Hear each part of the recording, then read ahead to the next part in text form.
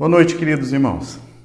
Cumprimento todos vocês mais uma vez, com a graça, com a paz do nosso Senhor Jesus Cristo. Sejam todos muito bem-vindos.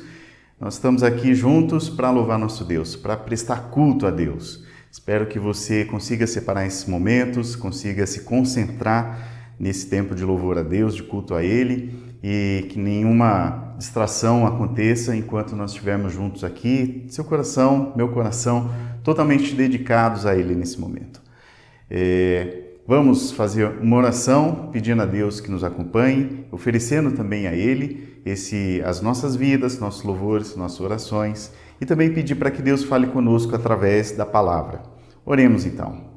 Santo Deus, nosso eterno Pai, nós estamos felizes e agradecidos porque mais uma semana se passou com todos os seus desafios e todas as suas alegrias, e estamos juntos mais uma vez como povo do Senhor para prestar culto ao Senhor. Receba toda a nossa manifestação agora, Deus, de gratidão, louvor, súplica, todas as nossas manifestações que engrandecem ao Senhor, mas que também solicitam do Senhor o socorro, e que o Senhor possa nos atender os anseios dos nossos corações, as nossas necessidades. E uma dessas necessidades, ó Deus, que chegamos aqui e trazemos, apresentamos ao Senhor, é o desejo pela palavra do Senhor. Precisamos ser alimentados pelo Senhor, ó Deus, para que nossa vida espiritual se mantenha saudável. Ou então, ó Deus, aqueles que estiverem distantes também se aproximem mais do Senhor. Trabalhe com as nossas vidas. Usa, Deus, o pregador dessa noite para trazer uma mensagem que vai confrontar, vai trazer esperança, que vai mexer com os nossos alicerces, porque a palavra do Senhor tem essa capacidade. Que seja então, ó Deus, um momento em que o Espírito Santo do Senhor trabalhe as nossas vidas. E é no nome de Jesus, o Senhor da nossa história, que nós oramos nesse momento. Amém. Nós vamos seguir então com o texto bíblico e depois alguns momentos de louvor. Então, que Deus possa nos abençoar, nos acompanhar e bom culto a todos. Cantemos ao Senhor com alegria. Aclamemos a rocha da nossa salvação. Vamos à presença dele com ações de graças. Vamos aclamá-lo com cânticos de louvor. Pois o Senhor é o grande Deus, o grande Rei acima de todos os deuses. Nas suas mãos estão as profundezas da terra. Os cumes dos montes lhe pertencem. Dele também o mar, pois ele o fez, as suas mãos formaram a terra seca.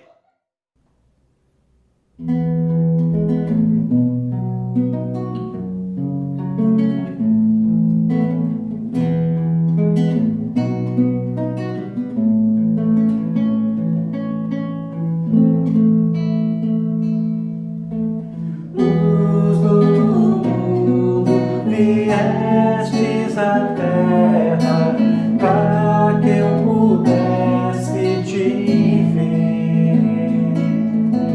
Tua beleza me leva a adorar-te.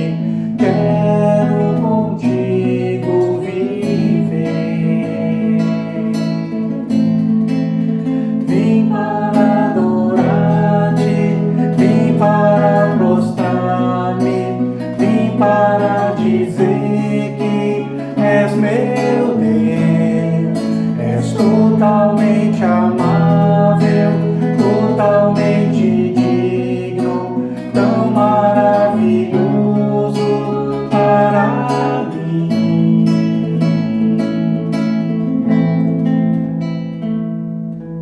Eterno Rei, exaltado nas alturas, glorioso nos céus.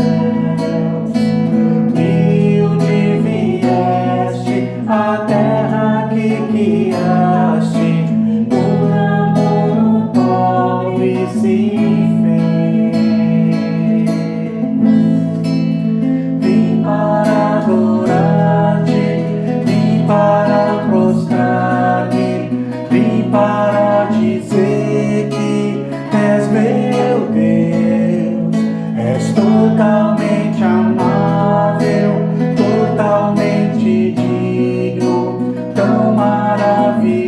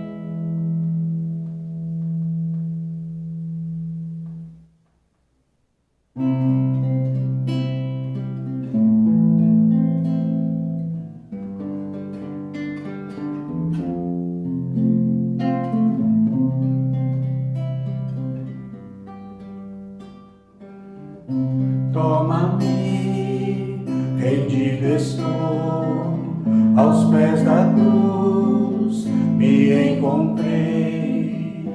O que tenho te entrego, ó Deus.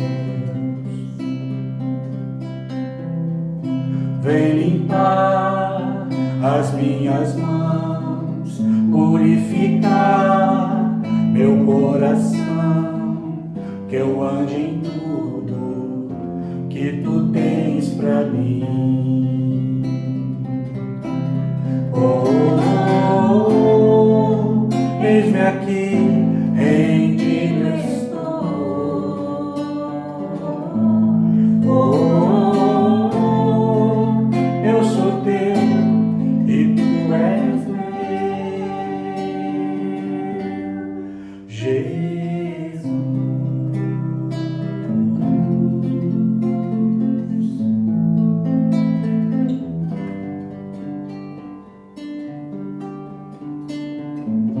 Meus momentos, os dias meus, meu respirar e meu viver, que sejam todos pra ti, ó Deus.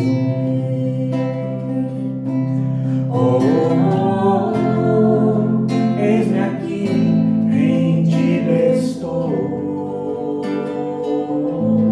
Oh, oh, oh, eu sou teu e tu és meu.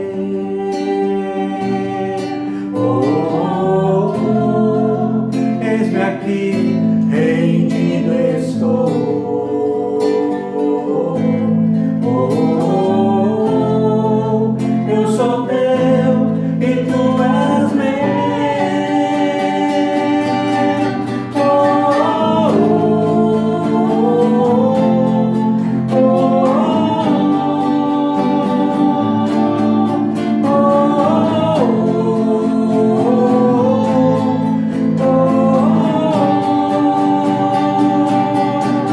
minha vida dou a ti, Senhor, rendido a ti estou, e pra sempre cantarei.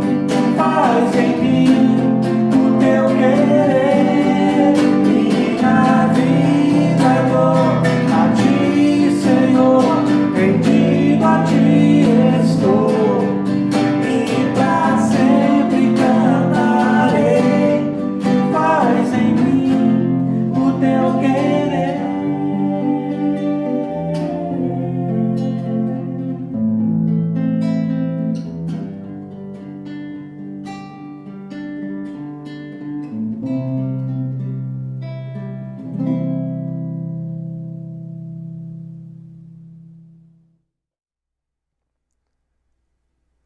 Boa noite, queridos. É uma grande alegria estar aqui com vocês nessa noite para juntos meditarmos na palavra do nosso Deus. Mas antes de nós iniciarmos a nossa reflexão, eu quero convidá-los para um momento de oração, para nos prepararmos para este momento e que Deus fale de maneira profunda em nossos corações. Pai querido, muito obrigado pelo privilégio de estarmos aqui, pelo privilégio de podermos abrir a Tua palavra, Senhor. Que nesse momento o Senhor venha aquietar o nosso coração, a nossa mente, nos livrar de toda e qualquer distração, Senhor. Que a nossa mente, o nosso coração estejam atentos à Tua voz, à Tua palavra, Senhor. Que o Teu Santo Espírito, ó Pai, venha mudar a nossa mente, mudar o nosso coração. Que nós sejamos cada vez mais parecidos com Jesus, ó Pai. Esse é o nosso desejo, essa é a nossa vontade, Senhor. Fique conosco, nos abençoe nesse momento e fale de maneira profunda em cada um de nós. É no nome de Jesus que oramos. Amém. Hoje vamos dar início à continuidade à nossa série de mensagens conjugando o verbo amar. E o verbo que irá nos auxiliar nessa reflexão é o verbo obedecer. E para nós conversarmos acerca desse verbo, eu quero convidá-los a me acompanhar na leitura bíblica no livro de Jonas, capítulo 3. Nós faremos a leitura deste capítulo e iremos refletir um pouco naquilo que Deus fala através desse texto. Jonas, capítulo 3, diz o seguinte: a palavra do Senhor veio a Jonas pela segunda vez com esta ordem: vá à grande cidade de Nínive e pregue contra ela a mensagem que vou dar a você. E Jonas obedeceu a palavra do Senhor e foi para Nínive. Era uma cidade muito grande, demorava-se 3 dias para percorrê-la. Jonas entrou na cidade e a percorreu durante 1 dia, proclamando: daqui a 40 dias Nínive será destruída. Os ninivitas creram em Deus, proclamaram jejum, e todos eles, do maior ao menor, vestiram-se de pano de saco. Quando as notícias chegaram ao rei de Nínive, ele levantou-se do trono, tirou o manto real, vestiu-se de pano de saco e sentou-se sobre a cinza. Então fez uma proclamação em Nínive: por decreto do rei e de seus nobres, não é permitido a nenhum homem ou animal, bois ou ovelhas, provar coisa alguma. Não comam nem bebam. Cubram-se de pano de saco, homens e animais. Todos clamem a Deus com todas as suas forças. Deixem os maus caminhos e a violência. Talvez Deus se arrependa e abandone a sua ira e não sejamos destruídos. Deus viu o que eles fizeram e como abandonaram os seus maus caminhos. Então Deus se arrependeu e não destruiu como os tinha ameaçado. Jonas finalmente obedece a palavra do Senhor. Depois de uma trajetória marcada por altos e baixos, o profeta Jonas chega a Nínive. Ao longo dessa narrativa, nós podemos observar que Jonas, por vezes, desobedece a Deus, tenta fugir de Deus. Jonas é lançado ao mar pelos marinheiros em meio a uma tempestade, mas também nós vemos Jonas clamando a Deus quando está dentro de um grande peixe. E mesmo passando por tudo isso, Jonas, você pode dizer, finalmente ele aprendeu a lição. Mas Jonas é gente como a gente. Jonas é como eu e você. Mesmo quando nós enfrentamos dificuldades, passamos por adversidades, nós temos a tendência de olhar ao nosso redor e perceber a calmaria e dizer: ok, tudo está calmo de novo, então eu posso voltar às velhas práticas, voltar a fazer aquilo que eu fazia antes. Não necessariamente passarmos por dificuldades, passarmos por provações, pelas turbulências da vida, fará aprender a lição e aplicar aquilo em nossa vida e se deixar ser transformado. Jonas aprendeu a lição? Na minha perspectiva, eu acredito que Jonas não aprendeu a lição. Depois de tudo que ele passou, ainda assim, Jonas não aprendeu a lição que Deus queria mostrar. E esse texto nos dá alguns sinais do porquê Jonas não aprendeu a lição. A primeira evidência que eu consigo enxergar nesse texto, mostrando que Jonas não aprendeu a lição, é o mínimo esforço que ele exerce. Numa linguagem mais popular, Jonas deu o famoso migué. Perceba comigo o versículo 3 e 4. Jonas obedeceu a palavra do Senhor e foi para Nínive. Era uma cidade muito grande, demoravam-se 3 dias para percorrê-la. Jonas entrou na cidade e percorreu durante 1 dia, proclamando: daqui a 40 dias Nínive será destruída. O texto nos mostra que Nínive é uma cidade muito grande, uma cidade que demandaria 3 dias para percorrê-la. Porém, Jonas faz tudo isso em apenas 1 dia. E aí você percebe, você pode pensar, será Jonas então um cara eficiente? Eu acredito que não. Eu acredito que Jonas apenas obedeceu para cumprir aquilo que Deus havia ordenado.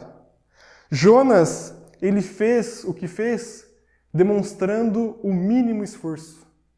Jonas, ele não estava comprometido com aquilo que Deus havia ordenado.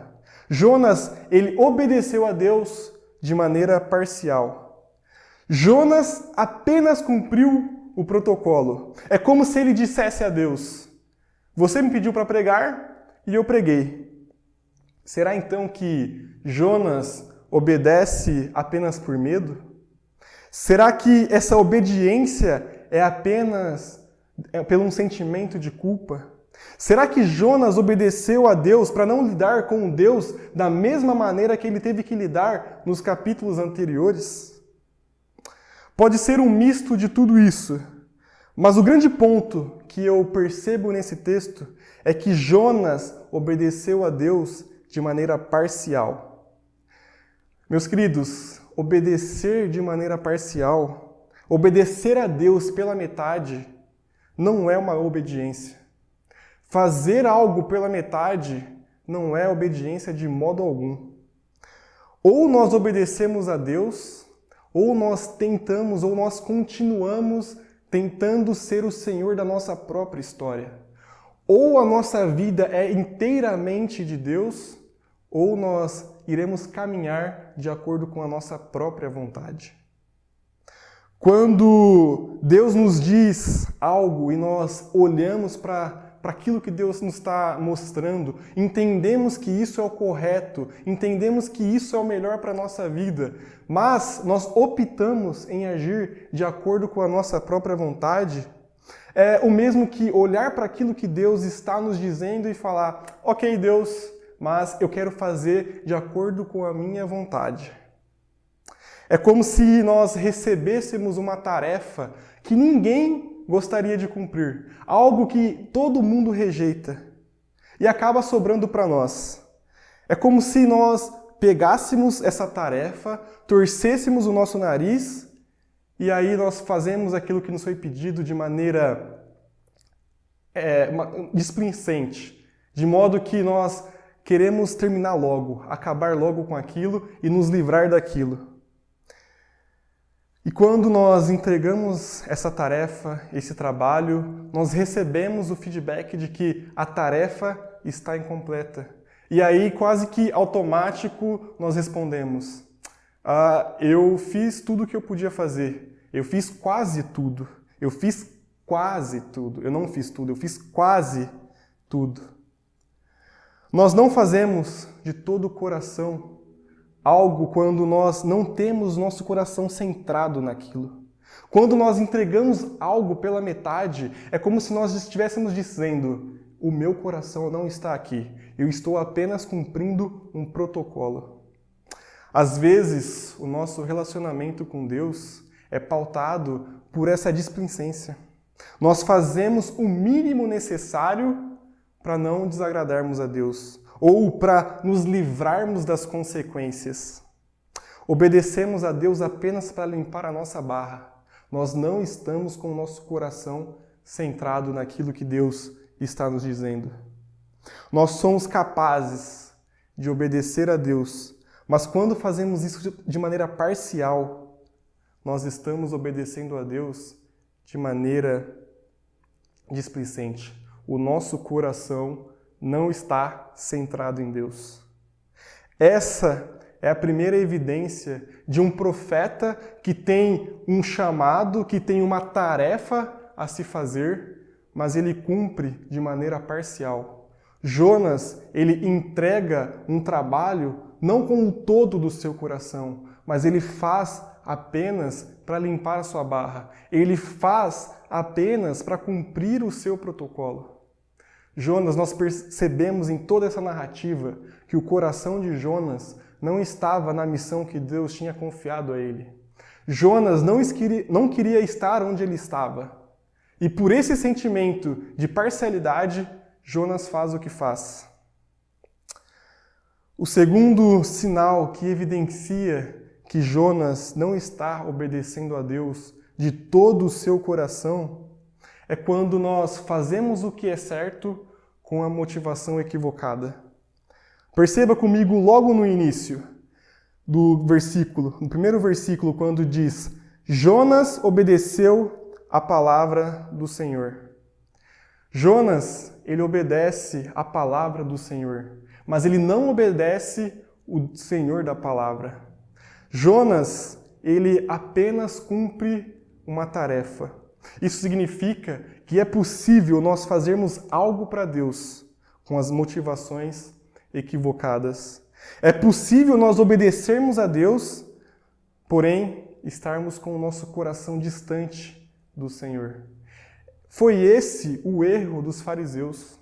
Os fariseus, eles cumpriam exteriormente toda a lei, mas o interior deles estava tudo um caos. O interior dos fariseus estava disfuncional devido às motivações que os moviam, que os motivavam. Esse é um problema que eu e você estamos sujeitos a cair. Fazer o que é certo com as motivações equivocadas. E perceba que isso vai se agravando quando o texto diz, Jonas proclamando, daqui a 40 dias Nínive será destruída. Essa narrativa mostra que a agenda de Jonas não tinha como compromisso proclamar a mensagem da redenção. Perceba o modo bélico que Jonas proclama esse juízo. Na fala de Jonas, nós percebemos apenas juízo, não há graça, não há amor. Jonas, nós podemos até observar ali que Jonas pode estar até dando um sorrisinho de canto da boca com essa proclamação. Porque Jonas não queria que aquele povo fosse alcançado por Deus. Jonas, ele prega o juízo e mostra apenas a justiça de Deus. É muito perigoso nós pregarmos o Evangelho apenas com amor, porque o Evangelho de Cristo ele é carregado do amor de Deus, mas também da justiça de Deus. No entanto, Jonas ele fica apenas com um extremo, o extremo da justiça. Jonas, em sua fala, você não consegue enxergar graça, você não consegue enxergar amor, misericórdia, compaixão. Esse é o motivo de Jonas fazer o que é certo, proclamar a palavra de Deus com as motivações equivocadas. O coração de Jonas estava distante daquilo que Deus havia confiado a ele. Jonas proclama juízo sem a graça, sem a misericórdia de Deus.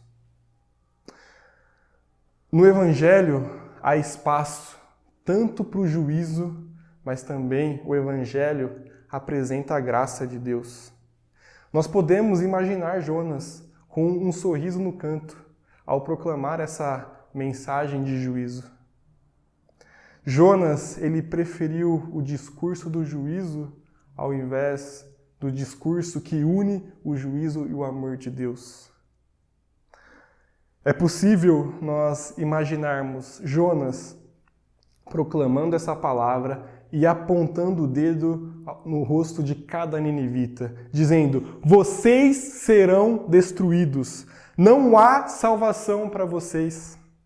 Nínive é considerada uma sociedade iníqua moralmente e socialmente. O texto nos mostra que Nínive é uma cidade violenta, uma cidade corrupta, uma cidade que se devota aos vários deuses daquela época.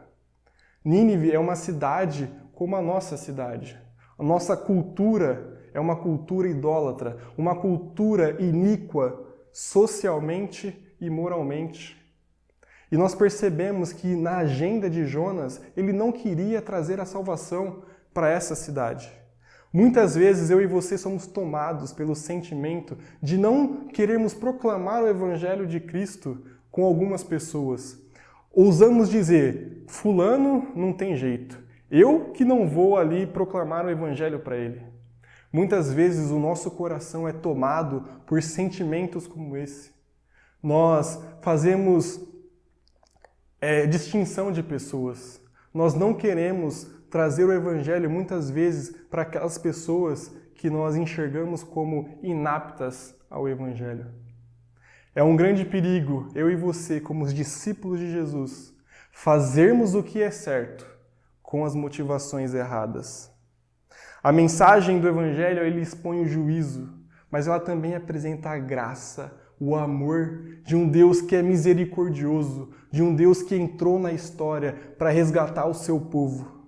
Jesus, ele vem à história pagar uma dívida que era impagável. Ele paga o preço do meu pecado, do seu pecado, para que nós pudéssemos ser reconectados ao Deus Criador. Jesus não faz distinção de pessoas. Ele vem para morrer por todo aquele que se rende, por todo aquele que entende o que ele veio fazer aqui, todo aquele que entende quem Jesus é e o que ele fez na cruz e se rende à mensagem da salvação. É uma pessoa que sai de uma vida morta espiritual e entra para a família de Deus. A mensagem do Evangelho, ela traz juízo, mas ela apresenta o amor, a graça de Deus, com o intuito de resgatar um povo perdido e nos reconectar ao Deus Criador. Nós podemos perceber isso no desfecho dessa narrativa de Gênesis capítulo 3. Nós podemos perceber o poder da palavra de Deus. Nós podemos enxergar ali a ação, o mover de Deus. Apesar do mensageiro fazer um desserviço com a mensagem, a soberania de Deus ainda prevalece. Perceba comigo a partir do versículo 5. Os ninivitas creram em Deus, proclamaram jejum, e todos eles, do maior ao menor, vestiram-se de pano de saco. Quando as notícias chegaram ao rei de Nínive, ele se levantou do trono, tirou o manto real, vestiu-se de pano de saco e sentou-se sobre as cinzas. Então fez uma proclamação em Nínive: por decreto do rei e dos seus nobres, não é permitido a nenhum homem ou animal, bois ou ovelhas, provar coisa alguma. Não comam nem bebam. Cubram-se de pano de saco, homens e animais. Todos clamem a Deus com todas as suas forças. Deixem os maus caminhos e a violência. Talvez Deus se arrependa e abandone a sua ira e não sejamos destruídos. Deus viu o que eles fizeram e como abandonaram seus maus caminhos. Então Deus se arrependeu e não os destruiu, como tinha ameaçado. Nós percebemos aqui o desserviço de Jonas. Jonas, ao proclamar a mensagem que Deus o havia entregado, ele faz com as motivações equivocadas. E mesmo assim, a misericórdia de Deus transformou uma cidade que era uma cidade corrupta, iníqua, profana, moralmente e socialmente. Uma sociedade na qual ninguém queria entregar a mensagem da salvação. Essa mesma misericórdia, essa mesma mensagem está disponível a mim e a você. Quando nós olhamos para aquela cruz de Cristo, nós compreendemos quem Jesus é e o que Ele fez. E quando nós compreendemos a dimensão dessa mensagem, somos transformados de dentro para fora. É o que acontece aqui nesse texto com aquele povo. Um povo que estava distante de Deus, um povo que seguia os seus próprios desejos, as suas próprias vontades. Eles compreenderam a mensagem de Deus. E aquela mensagem foi poderosa para transformá-los de dentro para fora. Uma sociedade que era desprezada por seu estilo de vida, agora passa a viver numa nova dimensão. Esse é o poder do Evangelho.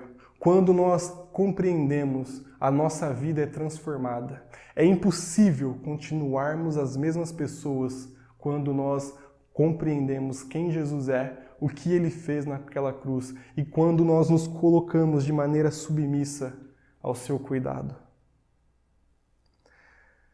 Quando nós compreendemos isso, toda a nossa narrativa, toda a nossa história é transformada. Nós passamos a viver uma outra dimensão.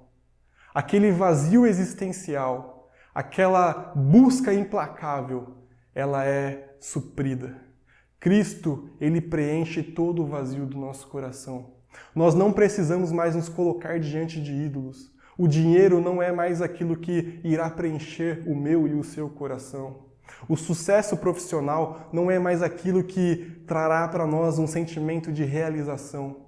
Quando nós nos colocamos diante de Deus, olhamos para aquilo que Ele fez naquela cruz, a mensagem do Evangelho preenche a nossa vida de maneira integral. Nós não precisamos mais desperdiçar a nossa vida com as coisas desse mundo, porque Cristo preencheu a nossa história. As nossas motivações passam a ser reorientadas pelo Evangelho de Cristo. Nós passamos a viver uma vida que busca honrar a Deus, obedecer a Deus. A nossa obediência a Deus não mais é de maneira parcial. Quando nós compreendemos o que Jesus requer de nós, nós passamos a obedecê-lo de maneira integral, por amor a Ele, por gratidão a Ele, aquilo que Ele fez por nós. Quando compreendemos quem Jesus é e o que Ele fez naquela cruz, nos rendemos a Ele. E a nossa forma de obedecê-lo, as nossas motivações são completamente transformadas. Eu queria finalizar a nossa mensagem trazendo aqui algumas reflexões. 2 pontos para nós pensarmos e considerarmos. O primeiro deles diz: existem situações em sua vida em que a sua obediência a Deus é parcial? Você tem relutado contra a vontade de Deus? Há situações na sua vida que você entende que Deus requer de você uma postura, mas você tem relutado com ela? Será que no seu casamento, no seu trabalho, na sua relação com os seus familiares, na sua relação com as pessoas à sua volta, será que Deus está requerendo de você uma postura a qual você tem relutado? Será que Deus tem te pedido algo e você tem obedecido de maneira parcial? Existem situações assim? Será que a sua vida tem sido marcada por uma obediência parcial? Como está a sua vida diante de Deus? Como você tem enxergado a voz de Deus para aquilo que Ele tem colocado no seu coração? Segundo, o que te motiva a engajar naquilo que Deus está fazendo na história? Em outras palavras, qual é a sua motivação em servir a Deus? Qual é a sua motivação em servir a Deus no ministério infantil? Qual é a sua motivação em servir a Deus na diaconia, no presbiterato? Qual é a sua motivação em ser um discípulo de Deus fora dos muros da igreja? Como tem sido a sua caminhada de discipulado? Como Deus tem feito algo na sua história? Será que as suas motivações têm sido... Você tem feito aquilo que é certo com as motivações equivocadas? Como está o seu coração, meu irmão? Como está o seu coração, minha irmã? É um grande desafio para todos nós nos colocarmos diante de Deus e fazermos uma análise do nosso interior. É um grande desafio tirar aquilo que está errado. Mas a mensagem do Evangelho é uma mensagem que confronta, mas é uma mensagem de amor, de graça. É uma mensagem que vai mudar a nossa história, a nossa vida, de dentro para fora. Eu quero convidá-los nessa noite, ao longo dessas semanas, a se colocar diante de Deus em posição de rendição. Colocar diante de Deus a sua vida, a sua história, as suas motivações, a maneira como você tem obedecido a Ele.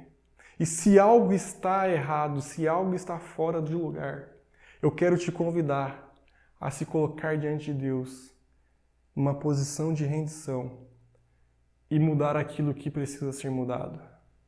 Um discípulo de Jesus que compreende a dimensão do Evangelho passa a viver uma vida a partir do Evangelho, uma vida que honra, que agrada a Deus.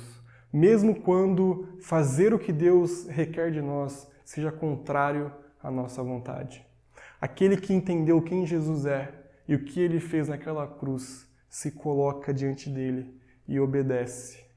Porque ele obedece não porque Deus é tirano e porque Deus nos usa como marionete. Ele obedece como forma de gratidão àquilo que Deus fez por nós naquela cruz. Eu te convido a refletir acerca desses dois pontos. A nossa vida de obediência e as nossas motivações. Que Deus nos abençoe a nos alinharmos a nossa mente, o nosso coração, à palavra dele. Que as nossas atitudes sejam balizadas pelo Evangelho de Cristo Jesus. Que nós possamos estar alicerçados na rocha que é Cristo. Que Deus nos abençoe nesse grande desafio. Eu quero orar pela sua vida, pela minha vida, para que juntos nós possamos viver na dimensão do Evangelho. Pai de graça, Deus de misericórdia, muito obrigado porque a Tua palavra, ao mesmo tempo que nos confronta, nos traz um refrigério, nos traz a Tua misericórdia.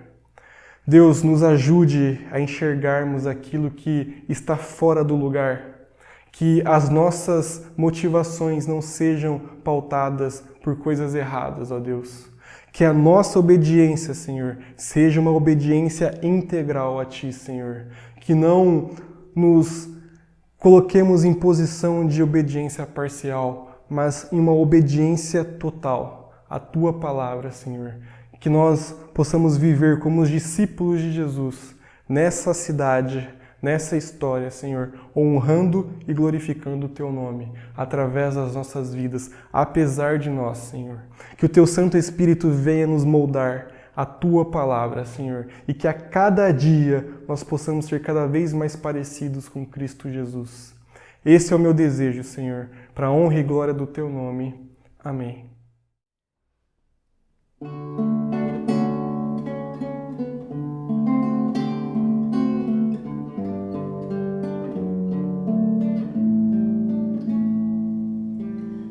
Tua vontade em mim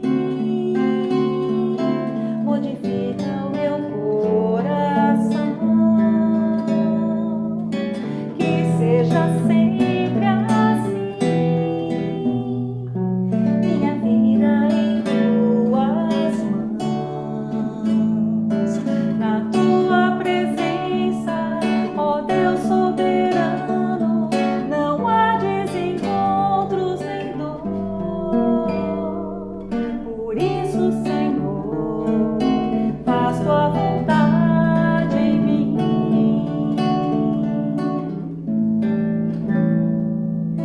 Faz Tua vontade em mim. Quando em lutas eu me perder, faz Tua vontade em mim.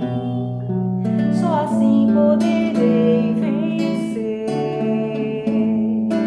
Se estás ao meu lado, autor da esperança, o mundo se enche de cor. Por isso, Senhor, faz Tua vontade em mim.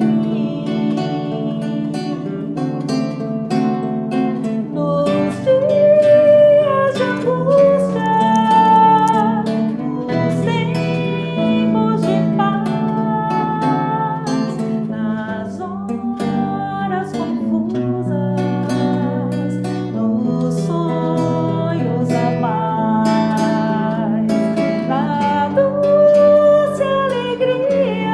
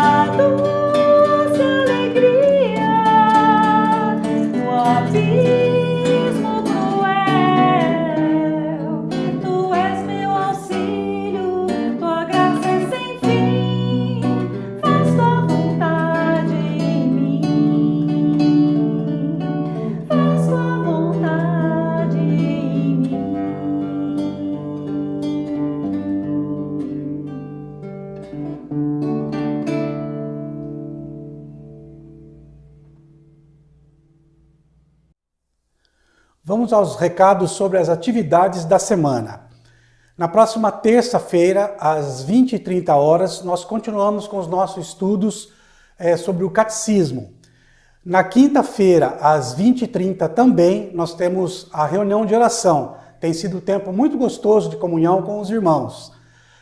No sábado, às 18h, é a vez dos adolescentes. E eles podem se reunir para trocar ideias, estudar a palavra. Tem sido um tempo muito bacana. Se você conhece algum adolescente que não está participando disso, nós pedimos que você manifeste, convide-o para que faça parte também desse grupo. No domingo, às 16h, é a vez das crianças. Elas se reúnem para os estudos próprios para a idade delas e tem sido um tempo muito bom. Também, hoje, após o culto, nós teremos nosso espaço comunhão.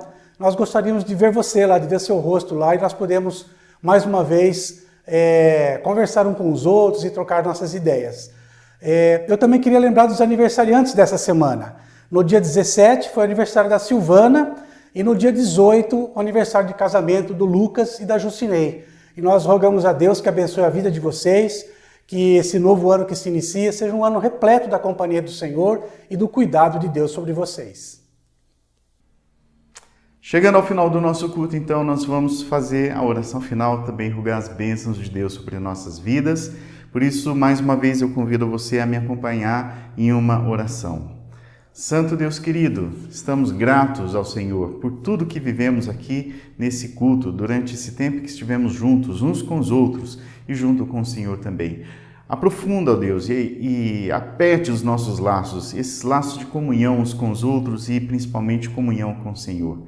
Nos ajude, ó Deus, a sempre obedecermos aos teus mandamentos, às tuas ordens, aquilo que a palavra do Senhor nos ensina, aquilo que o Senhor já revelou para nós, para cada um de nós, porque aquilo que o Senhor tem para nós é algo o mais saudável possível que podemos viver nessa terra, o melhor possível que podemos viver aqui, ó Deus, porque estaremos fazendo a vontade do Senhor, e isso traz alegria para os nossos corações e mantém nosso relacionamento saudável com o Senhor. Muito obrigado pela oportunidade que o Senhor nos dá de nos envolvermos na missão, que antes de tudo é a missão do Senhor mesmo, mas o Senhor nos permite essa cooperação, esse trabalho junto com o Senhor. Nos capacite para isso, tire qualquer vergonha, qualquer timidez, porque queremos honrar o nome do Senhor aqui na terra. E é no nome de Cristo que nós oramos. Amém. E é no nome de Cristo também que eu rogo as bênçãos do Senhor sobre nossas vidas, desejando que a graça do nosso Senhor Jesus Cristo, que também o amor de Deus o Pai e a companhia do Espírito Santo estejam com vocês, querida igreja, para todo e todo sempre. Amém. Boa semana. Na verdade, espero encontrar você daqui a pouquinho no nosso café virtual, mas para aqueles que não participaram, então, boa semana a todos.